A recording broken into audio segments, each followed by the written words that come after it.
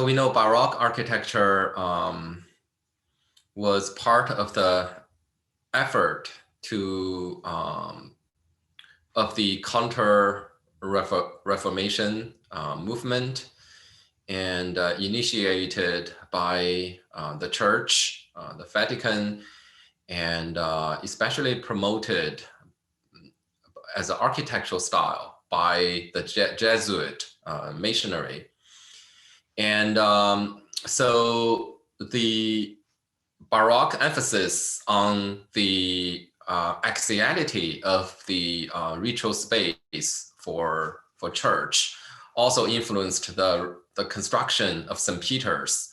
And we discussed that for the St. Peter's, originally it was planned by the Renaissance masters as a centralized concentric plan. Pretty much just that part. That was the original design of those great Renaissance masters like Bramante, like Michelangelo. But as it continued, as the Pope changed in the 16th century, the plan was changed to a Latin cross. So the entrance was extended with 3 more bays added, and it thus transformed the centralized plan into a Latin cross, extending one arm. And then in the 17th century, the Baroque architect Gian Lorenzo Bernini was summoned to create a courtyard for the St. Peter's. And so that courtyard was constructed according to the Baroque taste. The Baroque architecture, last time when we were talking about the Iogessu, the mother church for the Jesuit, the origin of the future, the blueprint for Baroque facade. Basically, a lot of church all over the world copied that facade for the construction of church by the Jesuit missionaries in China, in Latin America, and in other parts of Asia, etc. So in that example, we mentioned one characteristics of the Baroque architecture, that is the re-emphasis of verticality on the facade, as well as in interior. On the facade, those vertical elements were connected to create those uprising movement on the facade. And in the interior, the light at the crossing was emphasized, and thus created an upward movement in the interior. So those light shedding from above draw attention to the ceiling, and thus created that kind of internal vertical axis. In plan, Baroque architecture returned to those Latin cross in interior. And another characteristic is using oval shape for the interior design. And for the St. Peter's Basilica, it was too late to use oval instead of circle, because that part was already completed by the time of the 17th century. However, Bernini created an oval piazza. The square was not a perfect circle as what Michelangelo might do. Michelangelo designed a few squares in the city of Rome, and they are all in perfect square, and or aimed to be perfect square or symmetrical, circular shape. But here, Bernini planned an oval shape. The oval as a geometric shape is favored by Baroque architect for the reason that it is both centralized and axial. Unlike circle, which just have a center, the oval has an axis, because as the oval shape, different spots on the curved perimeter are not equal in status, because there are two spots that are the most distanced. They had the longest distance. And then there are two spots that are the shortest distance. So the spots along the perimeter of the oval shape are different, and thus has a axis, allow people to imagine an axis. So there's an axiality. So oval shape is both concentric and axial, and thus can fulfill the Baroque requirement of creating those axiality, creating those elongated kind of a basilica interior, at the same time still using those circular form, and still can raise those domical ceiling to create those upward rising movement in the interior. So here for St. Peter's, it was too late for the interior, but Bernini created this oval shape. And its axis was perpendicular to the axis of the basilica, St. Peter's Basilica. And a obelisk was moved to mark the center, and thus highlight that axiality. The axis of St. Peter's extended from the nave all the way to the piazza, to the courtyard. So the curved shape, Bernini planned, created a great vista from the top of the cathedral, at the same time prepared a monumental ground for the appreciation of the architecture. And that curve was also the use of curved shape was also favored by Baroque architecture.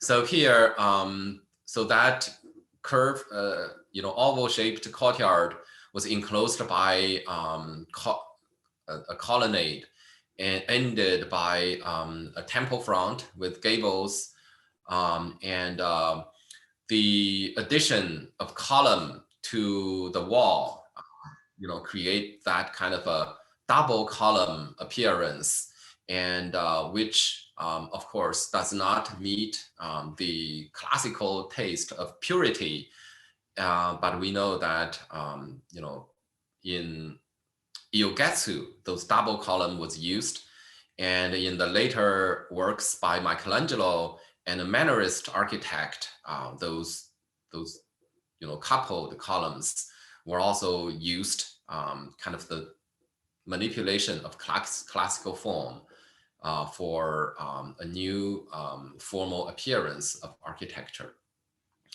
Bernini was also a sculptor, so he created those sculpture kind of lining the top of the colonnade as well as the gable top, and the new combination of sculpture and architecture that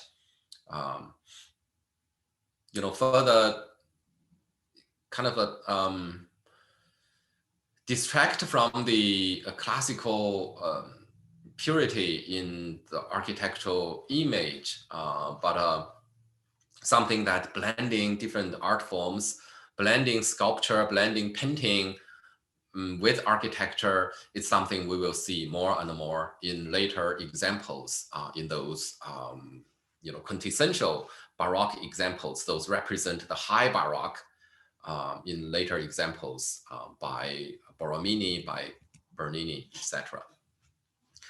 Now let's take a look at the a building that is created by Bernini himself, while that St. Peter's Piazza was only an addition by Bernini. So in the San Andrea al Quirinale in Rome, so this is a church that Bernini designed from the beginning, and here he didn't hesitate to use the oval shape.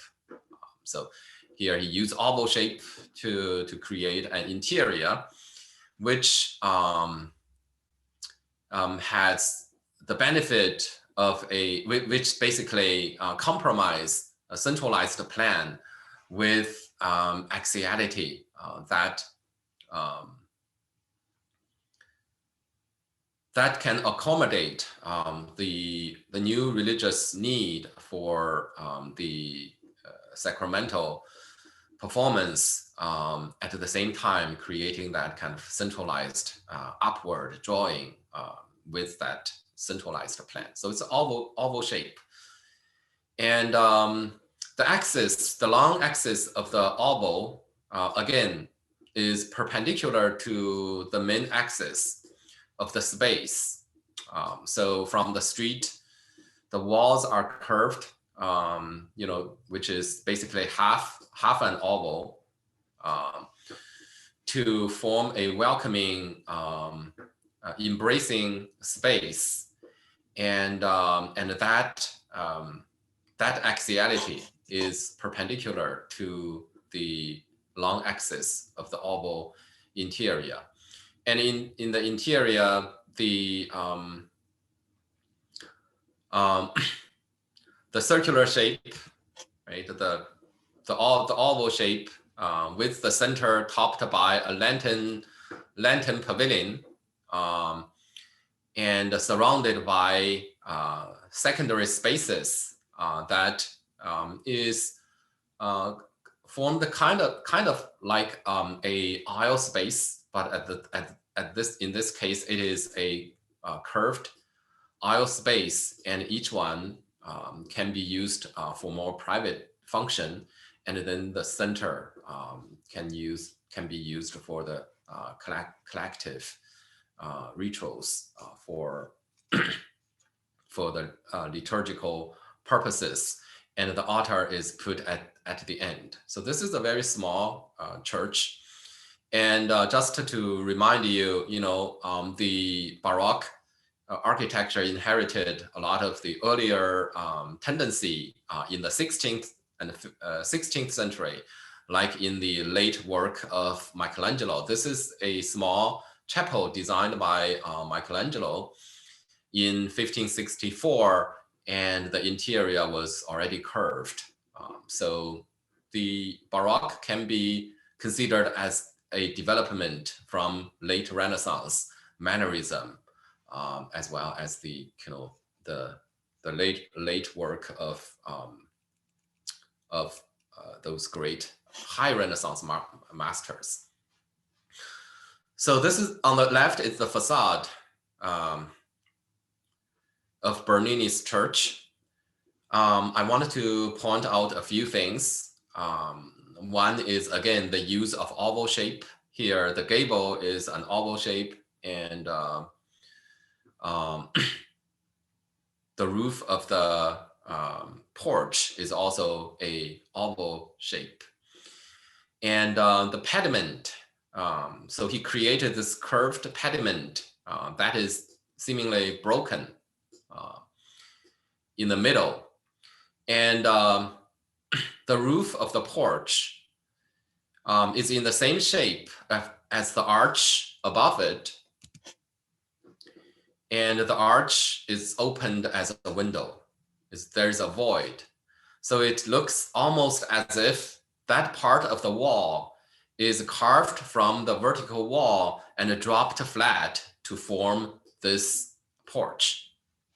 So this kind of a manipulation of classical form also looks familiar. We have seen kind of similar of kind of a deconstruction of classical forms in Romano's Mannerist architecture. In his Palazzo del Te, for example, he dropped things, dissected those classical forms and make them dislocated. So here, this kind of a dislocation of part of the classical facade,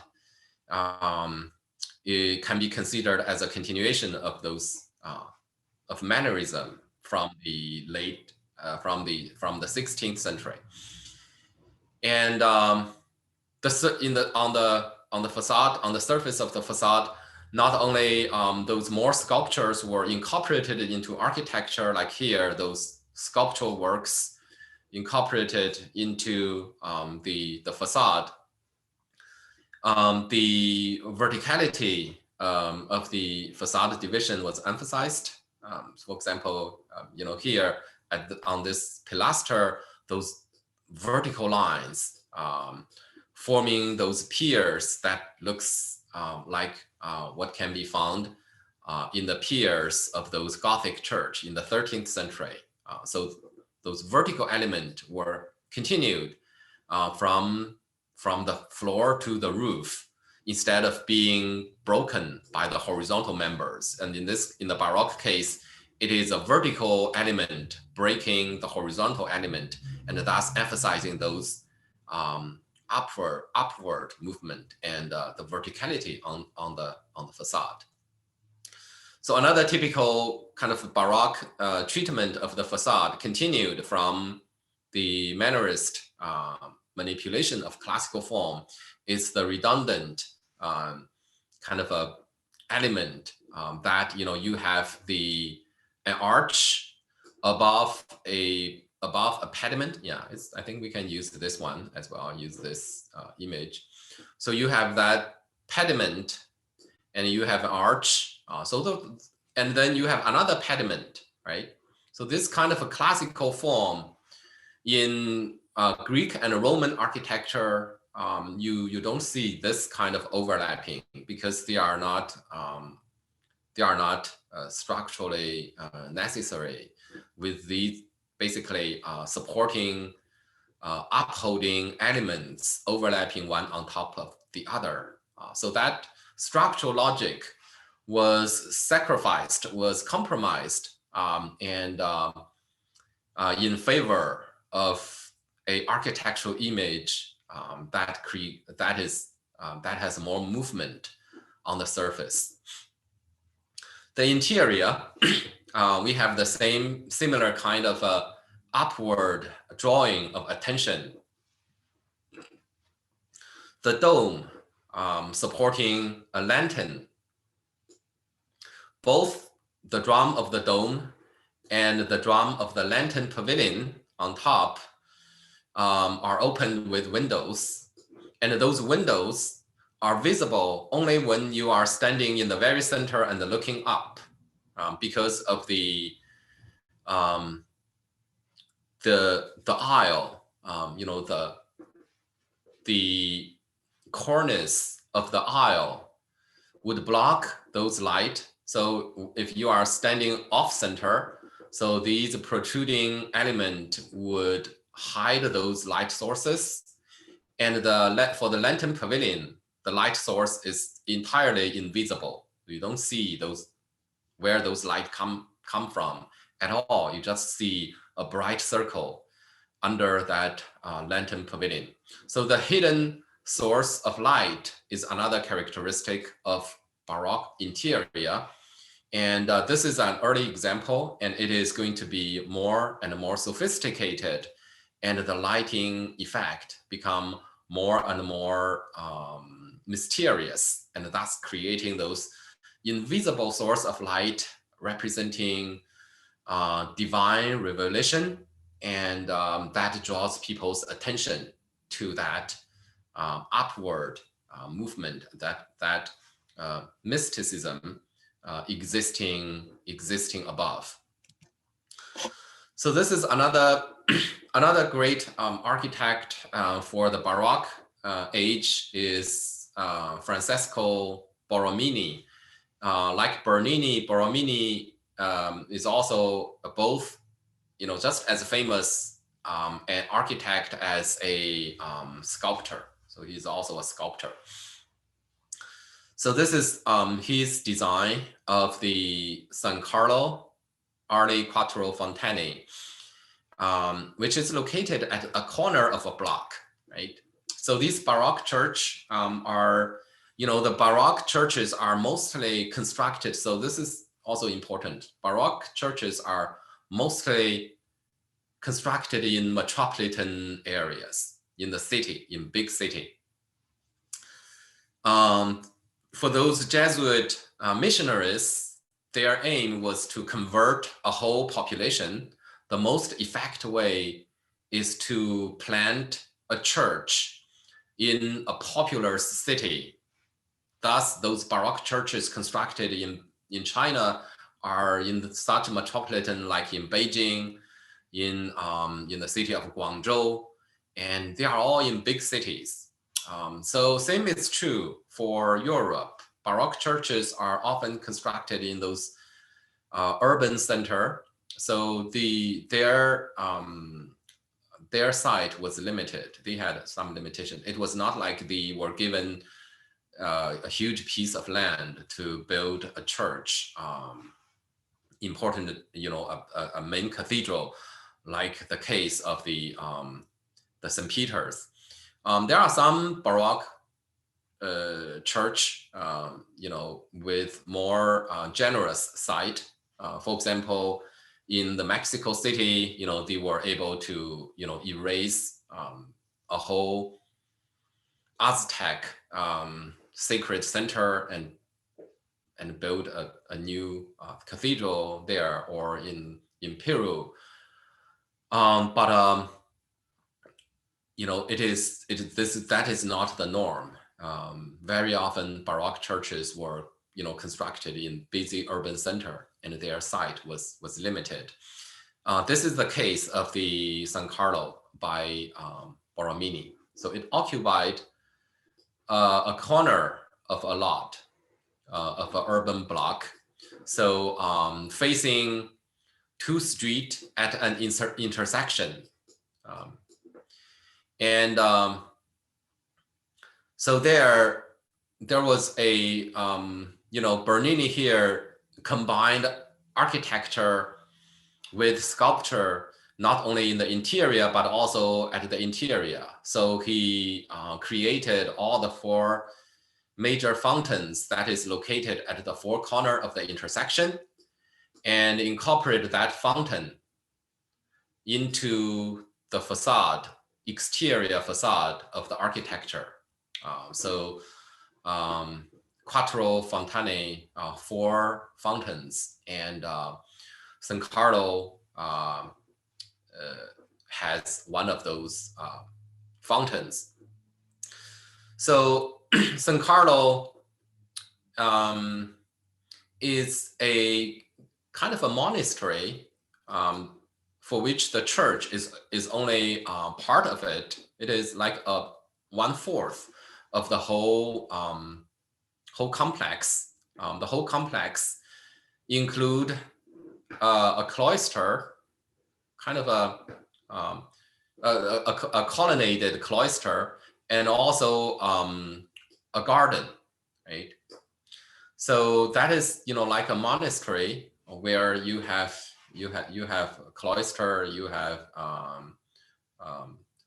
refectory, you have the dining space, you have the residential part. So here the church is only part of it. So there is a cloister, and upper level has the sleeping chambers, and there is also a backyard. So it's kind of a miniature monastery in the city of Rome. We will look at the church. The church, it has the kind of most typical Baroque spirit in its manipulation of classical forms and in its creation of longitudinal space within a kind of a centralized circular form, and that circular form is an oval. Right. So in this case, Boromini coincide the long axis of the oval of the interior with the axis of the church. So we might interpret that oval shape as the nave, and then surrounding it, we have the side space that is under a protruding roof inside the church that defined a secondary space that can be interpreted as aisle. So in a centralized space, Baroque architect like Boromini, with great kind of innovation, somehow create a sense of axiality and a sense of traditional nave and aisle division, but without copying those medieval Gothic architecture. So in the 17th century, this is a great innovation. This is a great innovation. So he was meeting the time spirit, responding to the calling of the church to return to orthodox ecclesiastical space, i.e., longitudinal space. There is clear differentiation of center and size, etc., and etc., but without exactly copying those Gothic cathedral, and still using the fashionable circular interior, the fashionable kind of a centralized interior as established by the Renaissance masters, and then responding to the counter Reformation call of the Vatican. So it's an example of innovation, of modernization of medieval church orthodox, but using up-to-date classical vocabulary.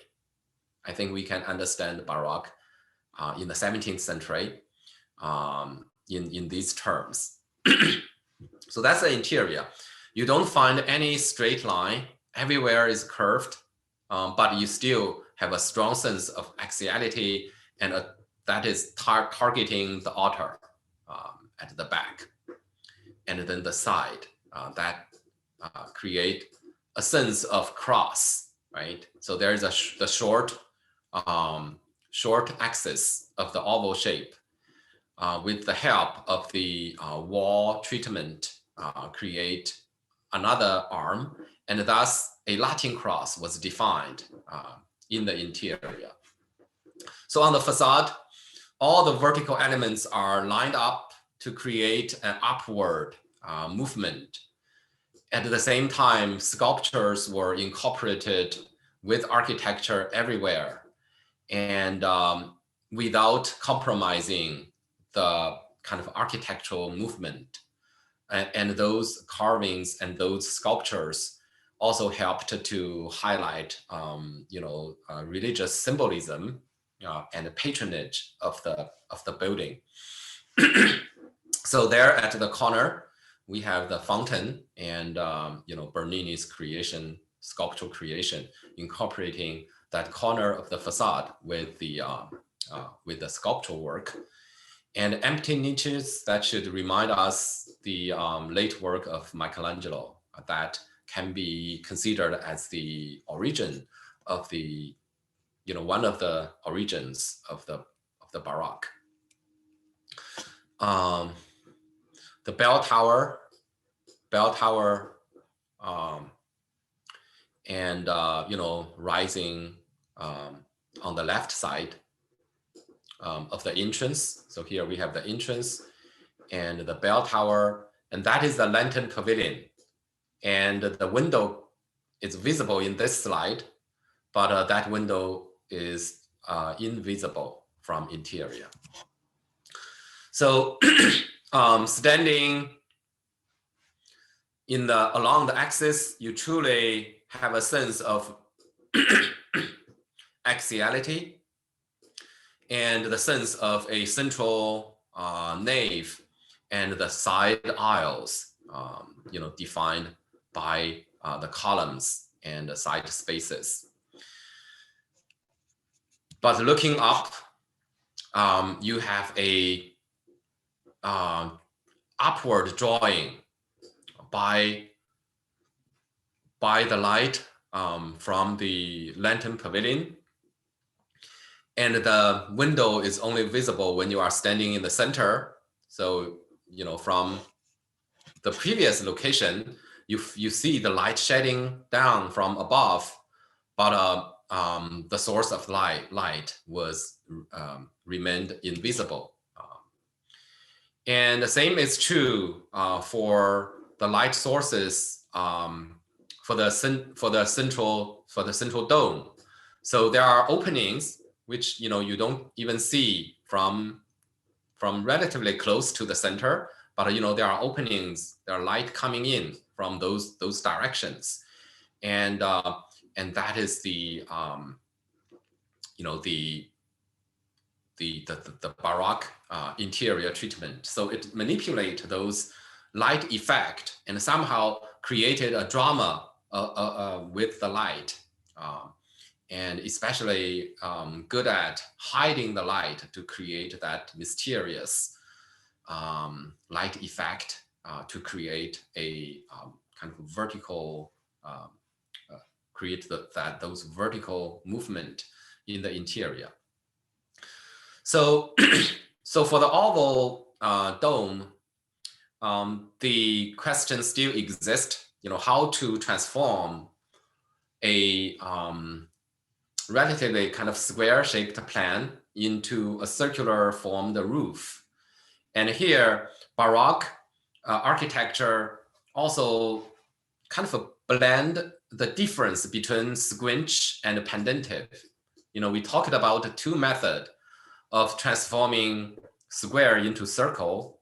One is using pendentive, that is, you use those spherical triangle to make that transition. Another way is to straightforward using diagonal to transform the square into octagon, and the thick wall of octagon would support the circular dome. So here, Boromini kind of used both. You can see here we have a rectangular form, and he created those diagonals. He put unequally distanced columns, and thus created a octagon with those sides not equal in length, right? So some of the corner side are significantly shorter, and the two ends are in the middle, and the two sides are the longest. So he kind of used the principle of a squinch to make the transition from square, in this case, from the rectangle into into an oval shape. However, that side is so short, that corner arm is so short, which is somewhere between a spot and a linear lintel. So as a result, for that short side, you really feel it looks more like a pendentive. That surface making the transition looks more like a pendentive rather than a squinch. And besides, he used 4 arches on the this cardinal side. And the space between those arches were filled by those kind of a small pendentive, even though these pendentive are kind of not spherical triangle, it's a spherical truncated triangle, because that triangular form is without a point. It is truncated in the middle, kind of a letter-shaped spherical triangle. So very organic. So we see here those the classical clarity about geometry, clarity about structural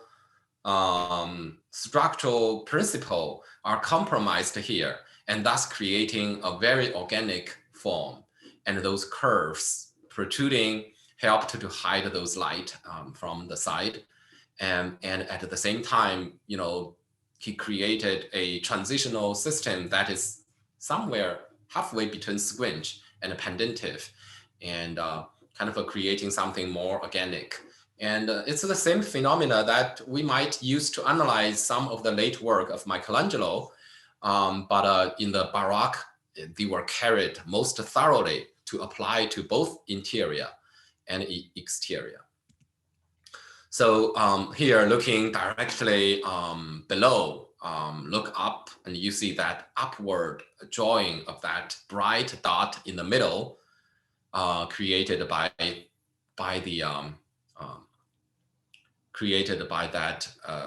the Lenten Pavilion, and that is Michelangelo's late work of a Sforza chapel, which already started such a tendency of using a lot of curve and compromisation. Another work by Boromini. This is the plan. This is the chapel of San Ivo.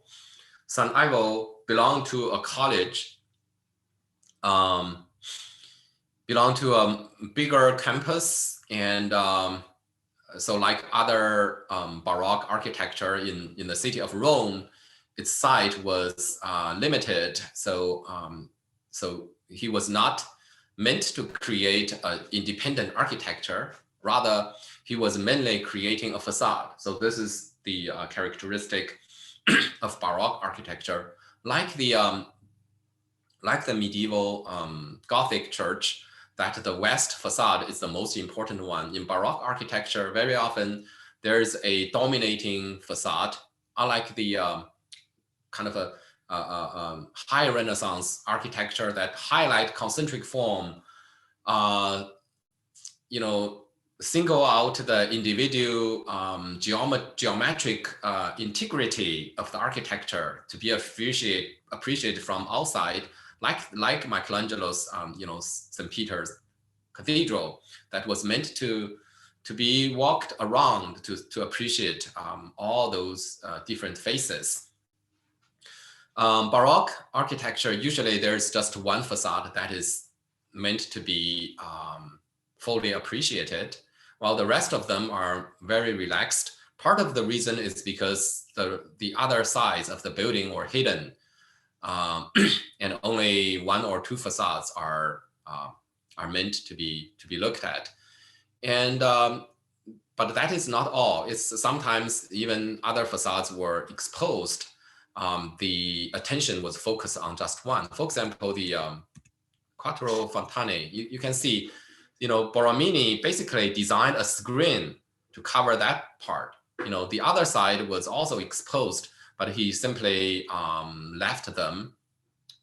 So you see very clear attachment of a facade, of a sculptural screen to a building. So Baroque architecture did not try to create a individual sculptural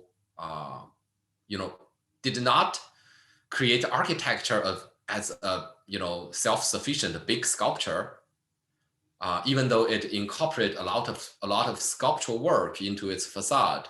The whole building is not like a complete work. Their architectural design effort was made for the creation of a face. That is basically true for most Baroque architecture. And this is certainly true for Santiago.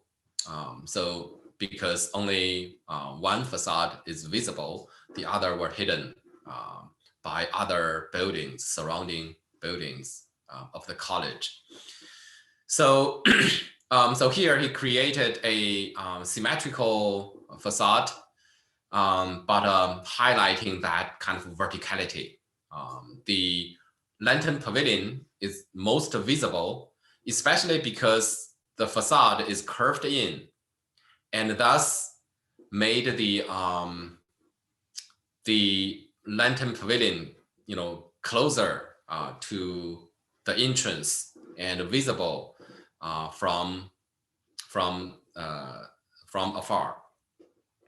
So that kind of showing the lantern pavilion and making the lantern pavilion not looks like an addition to a dome, but as a organic part, a continuation of the whole facade.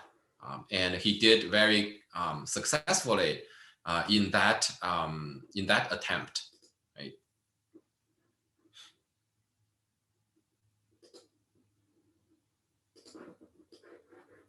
So all those vertical lines are lined up from the lower levels to the drum and to the dome to the lantern pavilion.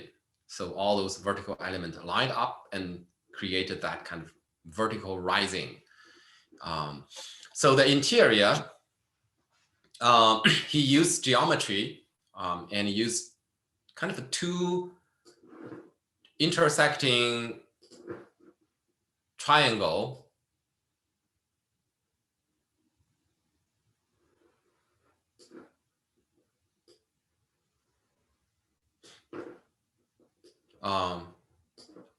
so we can consider this as the first triangle, and there is a second triangle. And the intersection of the two triangles thus created axis, and the altar and the entrance are located at the two pinnacles of the triangle, and thus created that axiality, plus the symmetry at the entrance, the curved symmetry at the entrance, and that axiality was unmistakable. At the same time, he used a lot of curves and oval shapes to dilute the solid wall into many, many small spaces, and at the same time maintaining the centralized spatial form and creating that upward drawing by the light from interior. So another detail of the dome, the drum, and the lantern pavilion, and see how that lantern pavilion is incorporated into the dome, and that dome was not highlighted, but rather diluted into that vertical lines, vertical division on the facade, and it continued all the way to the ground, and forming that strong kind of upward movement on the exterior. On the left, a section drawing. Similarly, a lot of concave and convex broken cornice in the interior, and those broken cornice helped to define secondary spaces at the lower level, and at the same time helped to hide the source of those windows opened in the dome. And the lantern pavilion, its own light sources is also quite invisible from the interior as well. So looked at the center, look above, so you see that kind of bright circle from the bottom of the lantern pavilion, and those windows located at the base level of the dome. And the dome, by adopting those ribs, so it was able to create a domical general shape, but at the same time forming a very kind of complicated integration between the architectural elements and those sculptural schemes to which Baroque architects were kind of good at equal-handedly. So in addition to Baroque as an architectural form, Baroque also started a kind of urban form that is very influential to modern city. And because it is so close to our own age, so a lot of the traditional cities are still visible for their Baroque network of their street system.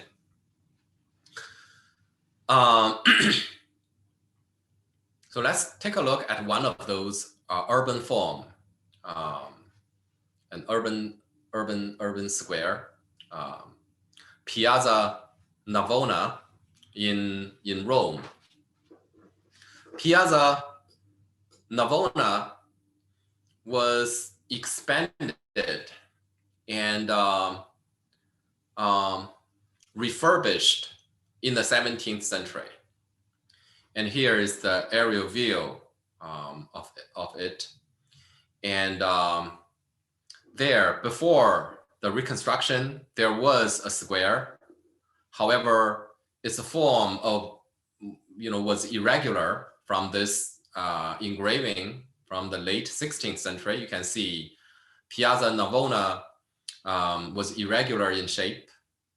So there's no sense of axiality. It's elongated, and architecture next to it, defining the central space were not regulated. Some of them kind of are more into the square. Some of them recede. So during the 17th century reconstruction by Bernini, Rinaldi, and Boromini, so these are those prominent 17th century artist, sculptor, architect, and planners. So they worked on these urban projects collectively. So the first effort was to regulate the urban form. It was given two semicircular end. So the square was given a regular shape, and the buildings on the sides were reconstructed, and those protruding ones were cut, and new buildings were constructed to mark the center. For example, there is a new temple constructed here. And this is also the location for one of the many palaces for the Pope, which is located right next to it. So surrounding it are important mansions and religious architecture.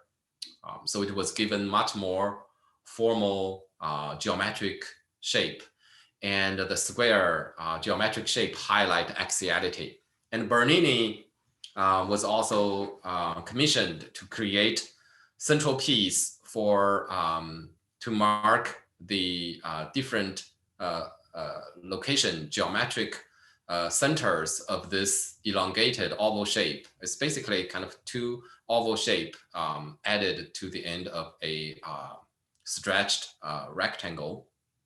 So Bernini also designed sculptural work, and those sculptural work by the 17th century artists were combined with the old monument from Egypt, these obelisks that were kind of looted from ancient Egypt in different, that looting started in the Roman Empire. So from 2,000 years ago, those great monuments in Egypt were already being moved to decorate those urban spaces in the city of Rome. And during the Baroque age, they were relocated. One of them were moved to the St. Peter's Piazza by Bernini. And here, another one is moved here and to be combined with the sculpture by the same artist. So that urban reconstruction started with Pope Sixtus V effort to kind of counter-Reformation effort. So in order to fight those reformists initiated by Martin Luther, Pope Sixtus was meant to highlight those sacred sites in the city of Rome, those sites with pilgrimage significance, kind of owning significant relics from those great saints and martyrs from early Christian age.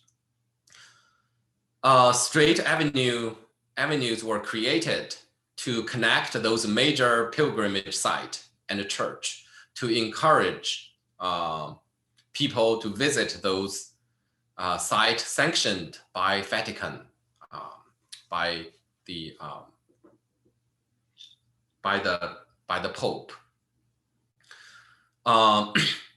So to facilitate those connections, diagonal avenues were created and houses in between were cleared to make direct kind of link between those important pilgrimage sites, and thus creating this kind of a fork-shaped street and avenues. So this is the effort to highlight certain sacred site in the city, and around those sacred landmarks, large square were created to allow great mass to concentrate, and wide avenue were opened to allow large movement of pilgrim groups to pass through the city, and diagonals were created so that they can travel a shorter distance, walking from one sacred site to another. And the Piazza Navona was one of that project. So you can see in this late 16th century, the project was not completed yet. So all those alleys are quite small and kind of zigzagging in the dense urban fabric. But in the 16th century, when those projects were completed, wide avenues were created, linking those major pilgrimage sites.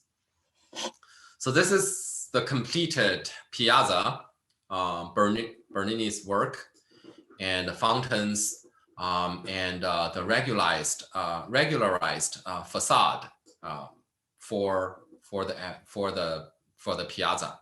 Now all those architectural facades were kind of regulated and refurbished to create a beautiful face for this urban form. And architectural facades, now are linked together and lost their individuality and worked to create a consistent urban form. So a temple was reconstructed in the current Baroque fashion by Boromini, located in the center of the piazza. It was begun by Rinaldi and then completed by Boromini. So this is the church adjacent to the palace of the Pope, and was also used more as a private kind of church, serving the inner circle of the Pope.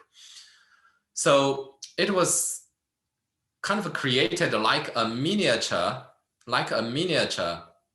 St. Peter's Cathedral. So there is a dome, a drum that is much in the same style as Michelangelo's design for the St. Peter's. But here, indeed, that dome and drum is so close to the entrance. It is without an extended nave, so that dome shows more prominently to the square. So it is very visible. And the piers on the drum, as well as the ribs on the dome, are all visible. And they were proportioned in a way to continue the vertical element of the lower building, like these double columns, another Baroque signature. So they lined up to create that continuity. And the pilasters on the side made unmistakable continuation, visual continuation of those vertical forms. Even though there is a pediment in between, those horizontal elements were somehow not kind of discontinuing those vertical element. But it is also significantly different from St. Peter's in that it has a twin tower. It's two towers framing the central axis, which is one of the preference for the popes as a attempt to counter reform, to bring back those medieval Gothic-like facade. And indeed, all those great 13th century Gothic cathedrals, they all have twin towers. And in this case, Boromini was able to accomplish the towers. It was said that Boromini and Bernini was also meant to add twin tower to the St. Peter's Cathedral. They started the construction.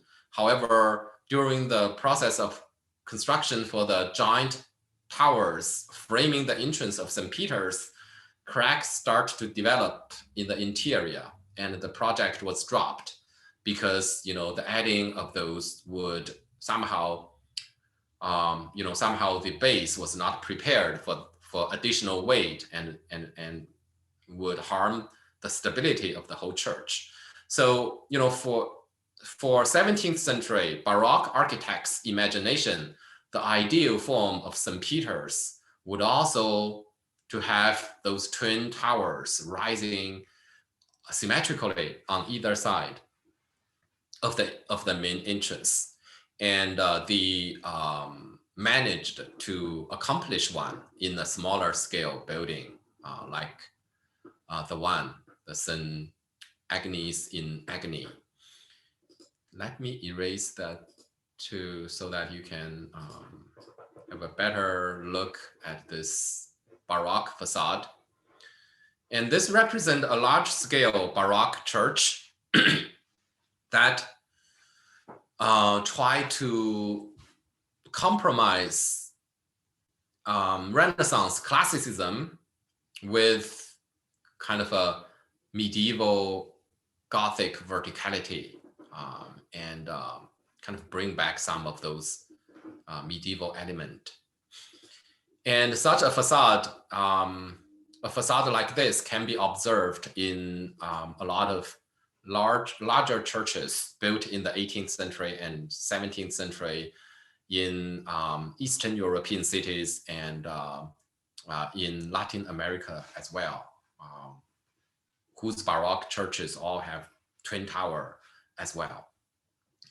Another formal features that I worth to be pointed out is, look at the entrance, right? So here there's a central entrance, there's a side entrance. And again, the opening of entrance like that suggests a more kind of a medieval interior spatial experience, where you have a central nave and a side aisle, and they are entered from different location. It suggests an interior with that division. While for classical kind of a high Renaissance, there's no need for that because it is concentric. And there's no interior differentiation between the center and the side. So opening doors like that makes no sense. But for the Baroque age, the coming back of those medieval elements make that kind of openings, very timely to the time spirit of the 17th century. Another element is a curve. Look at that curve, right? So that curve wouldn't happen before the Baroque age, right? So this is a larger scale facade, but like Santiago, like Bernini and Boromini, smaller urban kind of a church with a restricted corner lot. So here, these curves remind us those smaller churches. And indeed, the Baroque architect tried to use curved shape as much as possible. And even for kind of a formal and symmetrical facade like this. Looked from the other side of the piazza at the St. Agnes and Agni facade, the Twin Tower and the prominent dome that is visible. Now let's take a look at another architect, Guarino Guarini. Guarino Guarini was a Italian architect, but practicing mostly in the city of Turin. The city of Turin, located in the northwestern part of Italy, is close to the close to Spain, close to southern France, and its architecture bear unmistakable impact from some of the Moorish architectural form, the Islamic architecture that had been very popular in Spain, and some of the architectural element in the Baroque architecture designed by Guarino Guarini suggest that kind of a influence. So this is the San Lorenzo in the city of Turin. It is concentric in plan, and it has the typical circle and square motifs. But here, circle and squares are not shown in the clear-cut Renaissance fashion, but in the intertwined kind of a relationship. The concentric spatial experience was extended to create some kind of axiality by the addition of a oval apse. So that is the apse.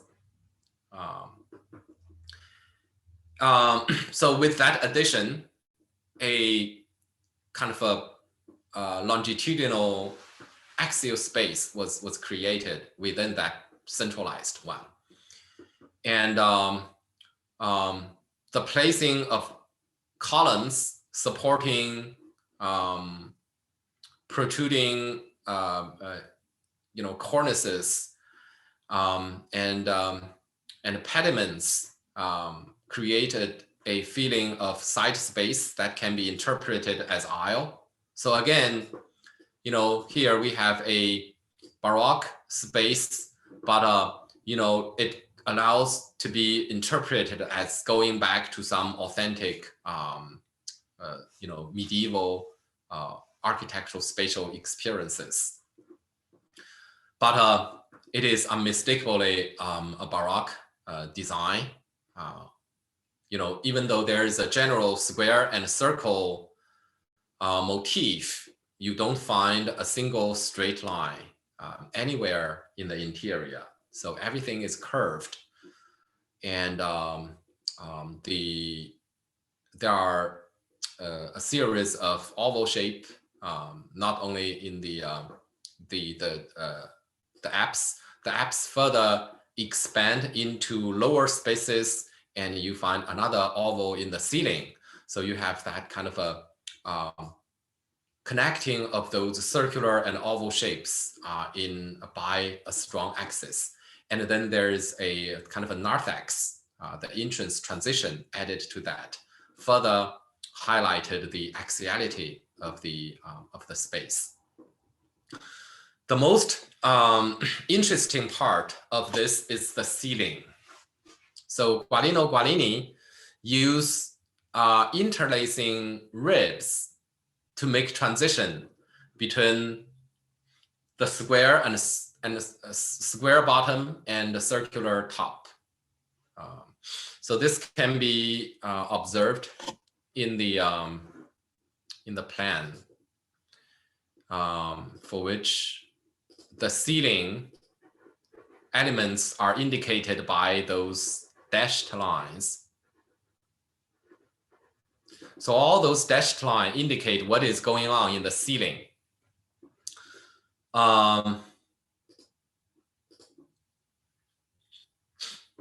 Like Boromini's St. Ivo, he also kind of creating ambiguity between pendentive and squinch, right? So here we have square, right? I'm just going to draw a corner, not the whole thing. 2 columns, and using beams to make that protruding interior roofs, and thus transforming the square into octagon. But that octagon is a curved octagon. You know, all those elements curve out and creating a curved octagon form.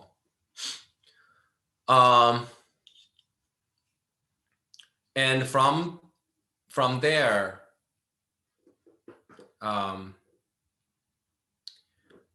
the piers,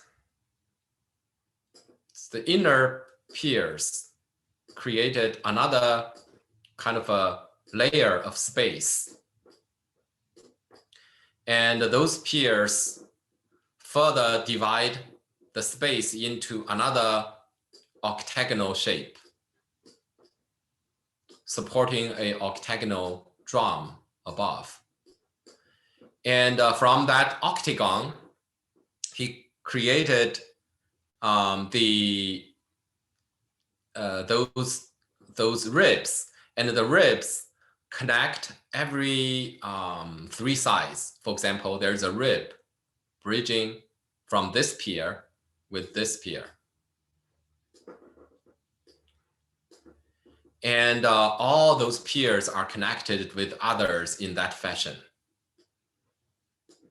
So for example, this one would be linked to that one and linked to another one, which is also, you know, across 3 sides, not acrossing 4 sides. If it is acrossing 4 sides, then all those ribs are going to meet in the very center, and that won't create those another octagon. But by connecting every 3 sides, he created a smaller octagon.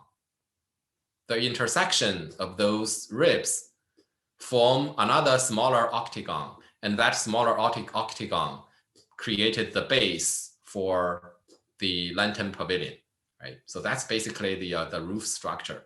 Very complicated, but also quite ingenious. You can see again how that octagon for the lantern pavilion is created. So on the section, you see those kind of interlacing of those ribs. So it's across every 3 sides. You know, for example,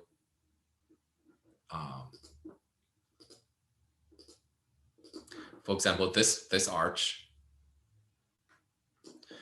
crossing one side, two side, and then there's another side that is reduced to a line here, right? So they can intersect with one another to create another smaller octagon with their crossing spot. So from below, you can see, again, it seems that an octagon was created. However, the size of the octagon are not equal. So you still get a sense of pendentive, just like what Boromini did in Santiago. And on the dome, those ribs intersect in the center and create another smaller octagon to serve as the drum for the lantern pavilion. And the intersection of those ribs released the load from the roof surface, so that those roof surface can be opened as window. And these windows are opened in big size, in smaller size, and in the space between those intersections, triangular windows. So these kind of it created all kind of opportunity to create openings for light. And those light sources are not visible unless you are standing right below the center. So if we compare Guarini's San Lorenzo with the Spanish Islamic architecture, like the Great Mosque at Cordoba, from the 8th century to 10th century, you find that's exactly what the Guarini was doing, exactly what those Muslim architect was doing. So in Cordoba, ribs were created by bridging every two sides. By bridging every two sides, you create a bigger inner octagon. So here, Guarini, by bridging three sides, he created a smaller one and a more complicated intersection, creating those space like that, small space like that. The difference is in Islamic architecture, the roof surface under those ribs that were not load-bearing were covered with decoration. And in Guarini's dome, those surfaces were opened as windows to allow light in. Right?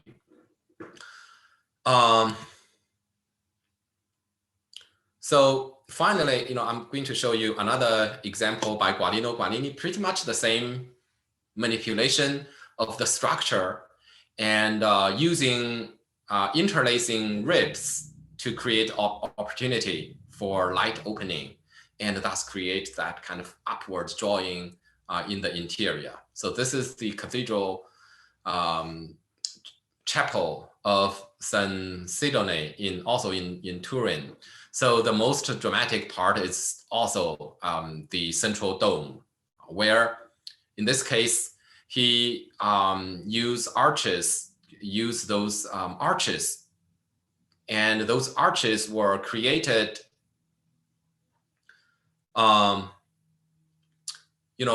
created along at the middle, it start the middle of the side.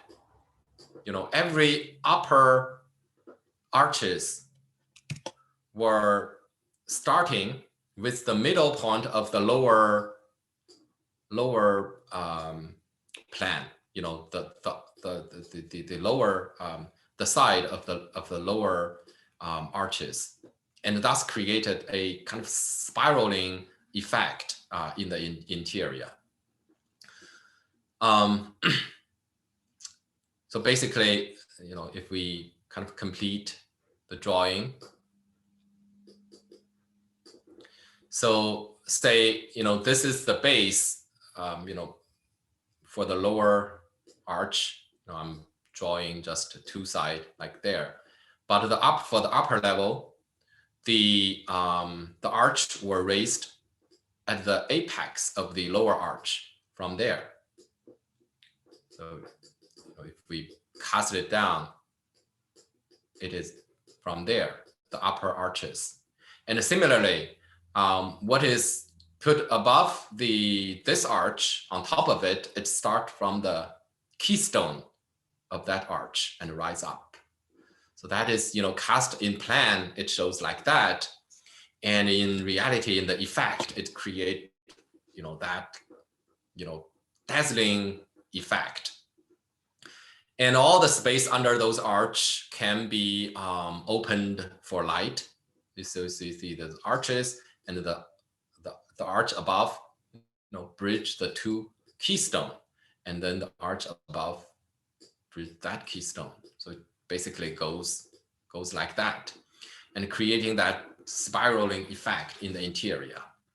And then light were opened under those arches, because now the arch can carry the whole weight of the dome.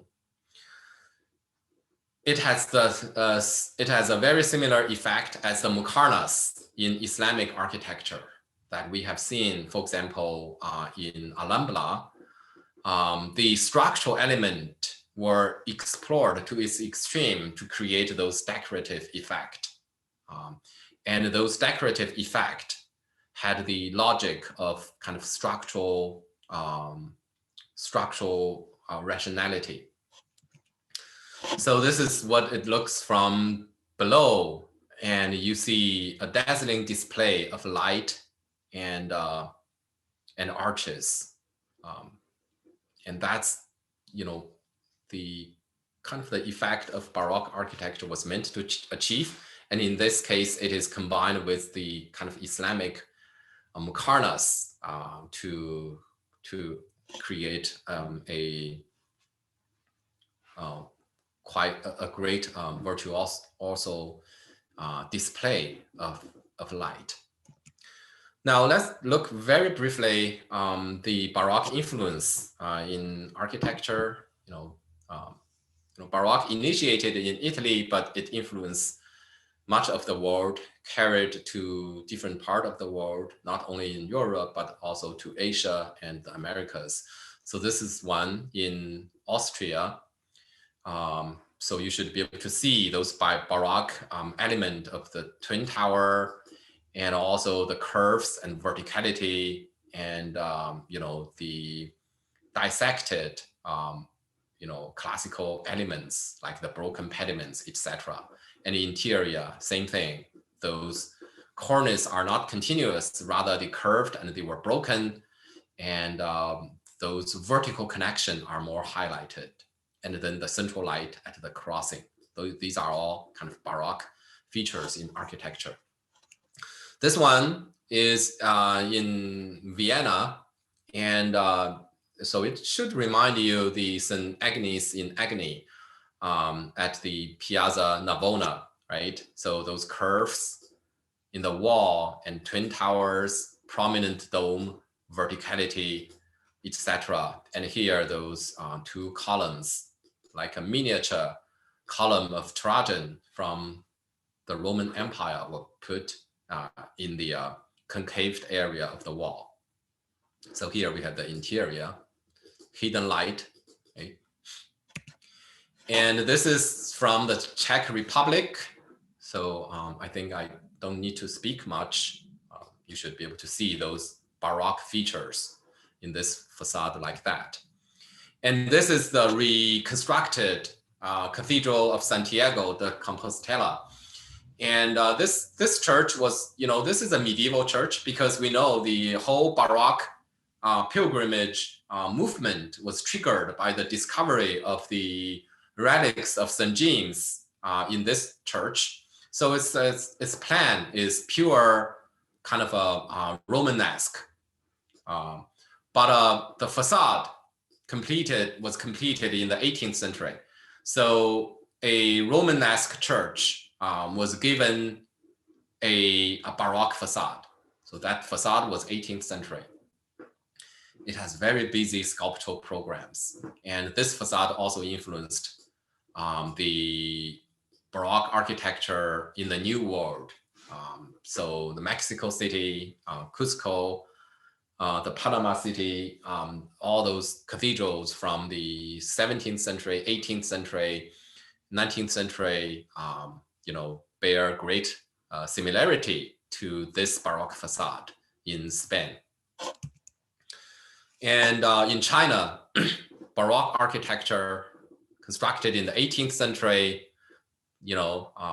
so you can see the similarity here. Some Chinese element were incorporated, but unmistakably, you can recognize those broken pediment and curves and sculptural programs going on the facade. And in Germany, right, oval shape in interior, creating those axiality and aisles. So here, 3 kind of oval were connected together, create the nave, and the apse is another oval. So additional ovals, a lot of oval shape. This is the interior, kind of dazzling mixture of painting, sculpture, and architecture. And in France, in the 18th century, sponsored by the court of Louis XIV, a interior architectural style that was a continuation of Baroque was developed, representing the court style that became known as Rococo. And so you should also review the video that is posted, and this would make a very good link to those 2 videos.